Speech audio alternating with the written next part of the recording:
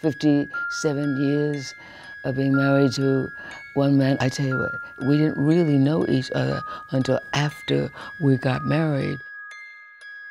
If I had to think of two artists who are the most involved, the two names that would come to mind would be Ossie Davis and Ruby Dee.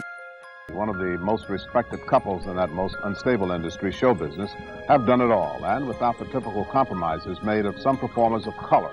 The inordinate power of their talent set a pace for the rest of us. My films were elevated because of the presence of Ruby Dee and Ossie Davis. And it's an amazing story. Ossie and Ruby have been at the center of American life for so long and accomplished so much.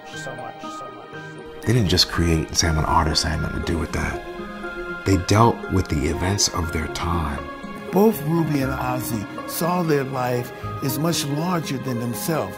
People need to get to see them and to know them as we've all known them over the years. Special live coverage of Remembering Ossie, the funeral for Ossie Davis. Too quickly, we are losing too many of our legends. Her poetry, her prose, her life investigates, demands a progressive way of looking at ourselves and the world, demands that we respect our differences, acknowledge our similarities. She's feisty.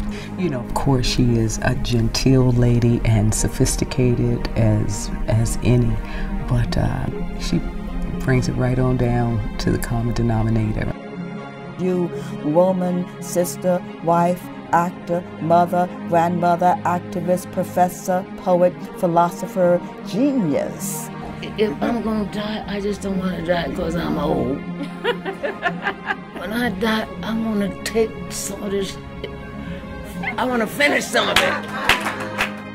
Ruby Dee, someone who believed and committed and loved more than anything the craft that she did, but didn't separate it from her life.